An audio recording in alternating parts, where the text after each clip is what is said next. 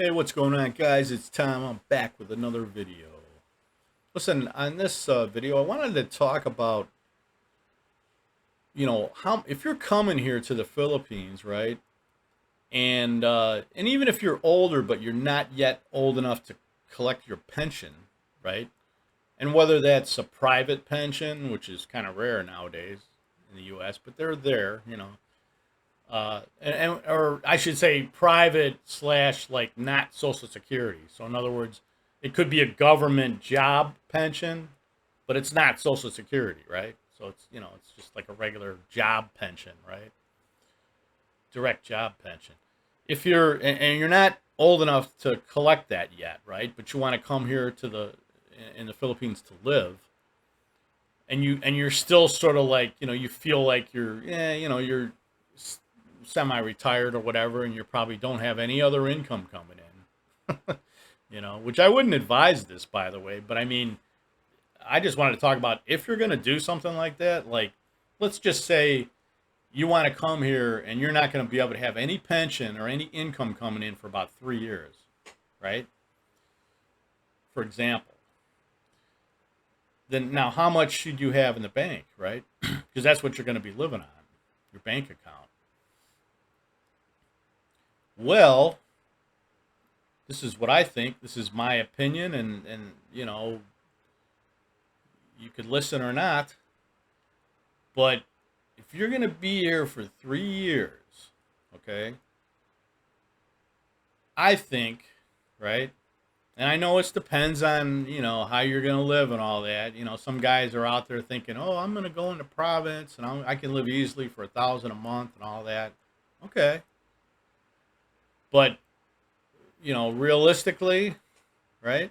If that was your thinking, and okay, fine, then you're going to need at least, because you want a little bit more than your basic needs of 1,000 a month, right? For example, in this example, so I'm telling you to probably have $50,000 minimum in the bank that you're going to be living on for 3 years, and that's if you're living cheap in the province. If you can stick to this $1,000 a month budget and all that, then you still need to at least have that for 3 years. If you're going to be here for 3 years before your pension kicks in, right? Whatever pension that is. And assuming hopefully it's a decent pension of at least 1,000 a month in addition, you know. Now, if you're going to be like in a city and, you're going to want to live on a more realistic budget, or at least a more Western, more comfortable budget, where you're, living a little bit more like a little bit more of a Western lifestyle, then you can double that. Okay. For 3 years, you should have $100,000 in the bank. Okay. Because, there's going to be unexpected stuff, and you have to have that cushion, even if you have you got your 2,000 a month or whatever, let's say. So you got, you might say, oh, that's only about 75 grand a year, or for 3 years, that's 75,000. But what if something happens? You know what I mean? What if something happens, like medically or whatever, right? Do you want to be like, where you're out of money, even before that 3 years is up, and you're like, oh, crap, I'm out of money. So I would recommend, that you have about $100,000 USD in the bank for 3 years, and that's living like in a city with, sort of like in a decent lifestyle. You know what I mean? Like a kind of a semi, a more Western lifestyle. Let's put it that way, right?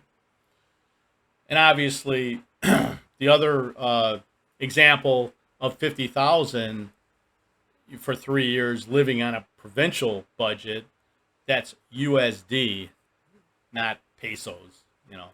$50,000, US. So just to clarify, but excuse me, because there will be stuff that comes up. There'll be unexpected expenses, stuff that you didn't account for that is going to come up, especially in 3 years. So that's all I wanted to talk about, guys. I'm not going to babble on forever on this one, but And if you got any questions or comments, I really would appreciate it. And please like and subscribe also if you haven't already done so. I also very much appreciate it. And I hope you guys have a great weekend. And I'll talk to you later. Until next time. All right. Bye bye.